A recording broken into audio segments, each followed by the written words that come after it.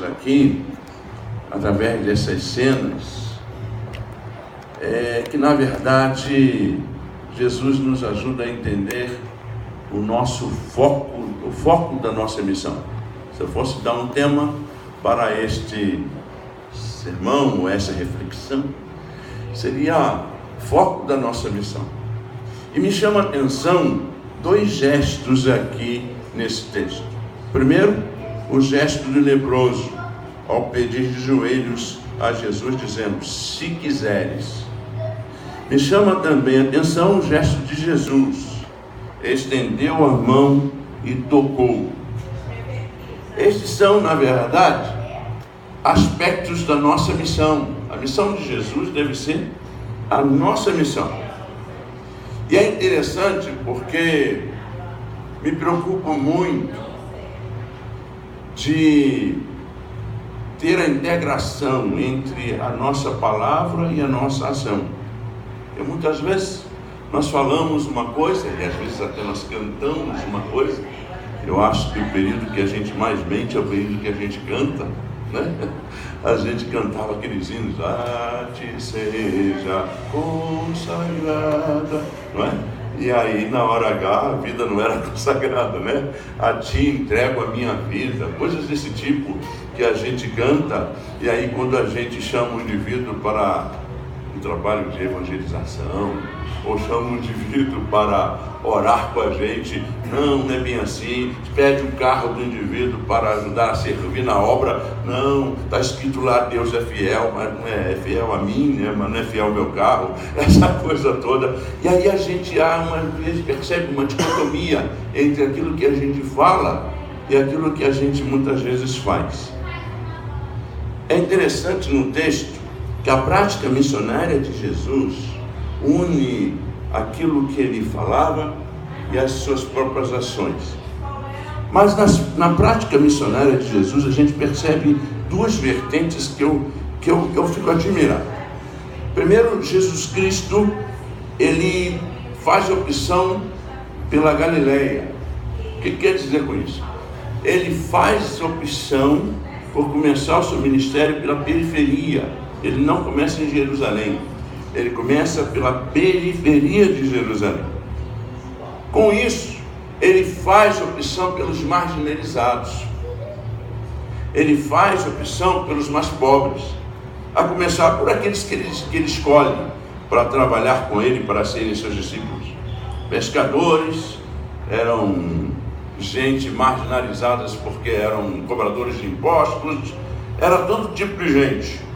Havia aquelas mulheres que caminhavam com Jesus, embora não sejam tão citadas assim, mas a gente vê lá Joana, Maria Madalena e todas as outras que andavam com Jesus e que também, embora a tradição não as chame, talvez por ser uma tradição extremamente patriarcal, machista, a gente não consegue ver as discípulas de Jesus constantemente com ele. Mas se você ler a palavra de Deus, você vai perceber que até algumas o sustentavam, não somente ele, como também os seus discípulos. Então a gente aprende essa vertente de Jesus.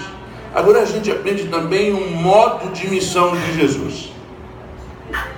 A lepra naquela época, vocês sabem muito bem disso, não é? A lepra era terrível, uma espécie de uma coletânea de doenças cutâneas que faziam com que as pessoas fossem extremamente marginalizadas. Então, quando o leproso se aproximava, ele mesmo dizia: imundo! Ele mesmo se chamava de imundo para que as pessoas não ficassem perto dele. Então, com isso, o leproso era tirado da vida social. O leproso também ao leproso era vedada a presença de Deus no templo, porque ele não podia estar no templo de forma alguma. E também ele levava então esse estigma emocional de que ele era uma pessoa imunda. Obviamente que Jesus Cristo conhecia essa situação. Jesus lá na Palestina, naquela Palestina que era em sua época muito mais África do que hoje, Este Jesus, que era da cor de jaspe e sardônio, como conversamos no grupo lá, né? Segundo Apocalipse 4:3, este Jesus que não era parecido com marfim, mas sim era muito mais parecido conosco. Este Jesus, ele está ali conhecendo a sociedade em que ele está inserido. E ele sabia que, curando aquele homem, se ele avisasse para todo mundo, ele teria dificuldades, como teve dificuldades, porque aquela sociedade não estava preparada para os milagres da chegada do reino que se manifestava nele. E aí ele então fala para aquele homem: olha, não avisa não, faz somente aos sacerdotes, e fala aos sacerdotes, dê um testemunho de que o reino de Deus é chegado. Mas é interessante porque, óbvio, imagina, eu estou lá com uma situação de lepra a vida inteira, sei lá, um bom tempo, de repente alguém vai e me cura, eu sinto uma presença de Deus, alguma coisa, milagre acontece. É claro que eu quero anunciar para a torcida linda, maravilhosa do Flamengo. Eu quero anunciar que com certeza eu fui curado, restaurado. Ele também era assim, saiu anunciando que fora curado, porque ele tinha essa compreensão. Agora, é interessante o modo de missão de Jesus, que tem que ser o meu modo e o seu modo. O modo de missão de Jesus era dar atenção, falar e tocar. Dar atenção, falar e tocar. Esse era o modelo de Jesus, o modelo de missão. Falava com pessoas marginalizadas, tocava em pessoas marginalizadas. E aí a Bíblia diz que aquele homem pergunta: se quiseres, pode me curar, porque eu vejo em você poder para isso. É muito interessante que aquele homem reconhece a divindade de Jesus, reconhece o poder de Jesus. Por causa dessa fé, Jesus fala assim: eu quero sim ser curado, ser curado. E é interessante que Jesus Cristo estendeu a mão e tocou naquele homem. E aí é interessante porque a gente percebe uma restauração na vida física daquele homem. Ele recebeu uma restauração física e foi reintroduzido à sociedade. Por isso então que ele passava anunciando para todo mundo o que tinha acontecido, porque ele já estava sendo aceito por aquela sociedade. Havia também uma recuperação da sua fé, uma recuperação da sua comunhão no templo, a possibilidade de voltar a sentir Deus no templo, porque era assim na época de Jesus e antes dele. Deus estava presente no templo. A casa de Deus era o templo. Hoje, o templo não é a casa de Deus.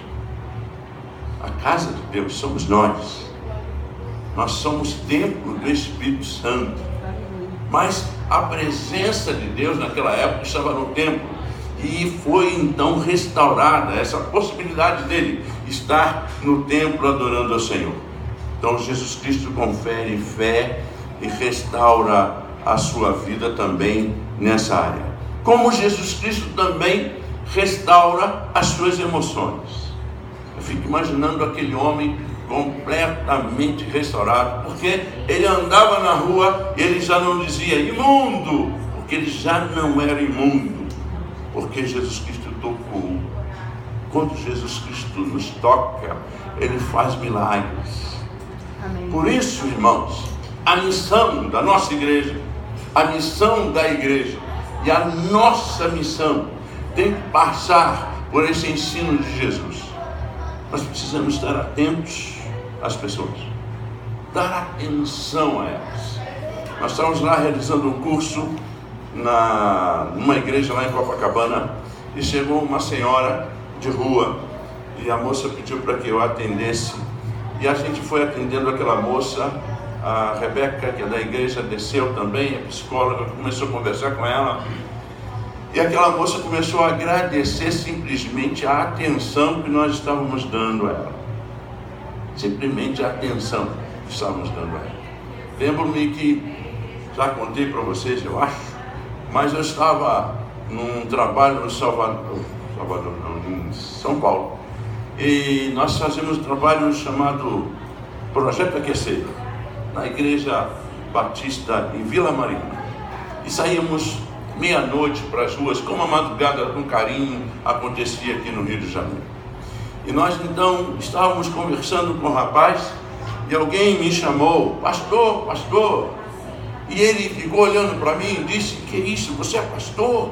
Meu Deus, pastor, aí tem barata, tem percevejo, tem isso, tem aquilo, que vocês sentaram aqui na minha roupa, estou todo sujo, estou perdendo bastante. E eu disse para ele, rapaz, diante de Deus, eu sou igual a vocês, os meus pecados cheiram mal diante do Senhor. Eu só sou o que sou exclusivamente pela graça do Senhor. Aleluia. Pela graça do Senhor você pode ser restaurado. Eu lembro que eu senti um amor profundo por aquele jovem, dei um abraço nele. E quando eu abraçava, ele chorava como criança nos meus braços. Pela graça do Senhor, ele foi restaurado, voltou para a sua cidade. Depois deu depoimento de que estava participando, inclusive, de uma igreja evangélica na cidade de Goiânia. Simplesmente porque, não somente eu, mas o grupo, nós demos atenção. Agora, às vezes, nós damos atenção, mas nós não queremos falar com a pessoa.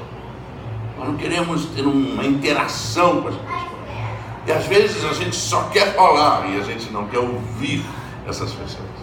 Então, isso faz parte da nossa missão, dar atenção, ouvir essas pessoas, falar com elas. Mas também faz parte da nossa missão, ter liberdade de tocar e de abraçar as pessoas. Tocar e abraçar. A gente está vivendo um período do afeto. Eu não sei se gosto muito dessa coisa, essa linguagem do afeto e tal. Eu tenho um pouco de dificuldade com isso, talvez porque eu seja de uma outra geração. Eu ainda não entendo muito a linguagem do afeto, ainda não entendo muito essa linguagem que o pessoal usa muito, o lugar de fala. Se a gente não usar essa expressão, lugar de fala, parece que a gente está fora do contexto. Essas coisas todas eu estou aprendendo com essa juventude midiática a lidar com essas coisas. Mas isso para mim não é novo. Basta olhar para um sujeito chamado Jesus, o Nazareno. Jesus transmitia afeto, carinho, mas não era simplesmente um afeto. A Bíblia diz que ele sentia compaixão, sentia uma dor profunda, que doía profundamente dentro dele, quando ele olhava as multidões perdidas sem o seu pastor. Que a gente consiga ter, além do afeto, a gente consiga ter o desejo de agir em prol das pessoas que estão carecendo de nós. Nossa igreja brasileira tem que ser sim uma igreja em que os marginalizados possam chegar. Nossa igreja brasileira tem que ser sim um lugar onde nós possamos ir até aqueles que estão sendo marginalizados. Sabe por quê? Porque nós estamos aprendendo sobre a graça.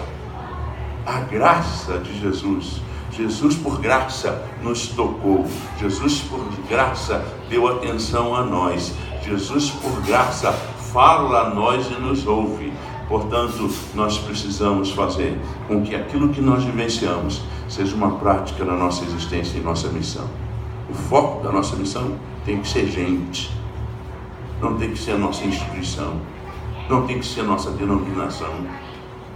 Tem que ser pessoas, que a gente consiga trazer pessoas para cá, que a gente consiga falar com as pessoas, mas quando elas chegarem aqui, elas já estão sendo impactadas por nós, pela nossa forma de ser, pela nossa forma de tratar elas, pelo nosso jeito de tocá-las, pelo nosso jeito de abraçá-las.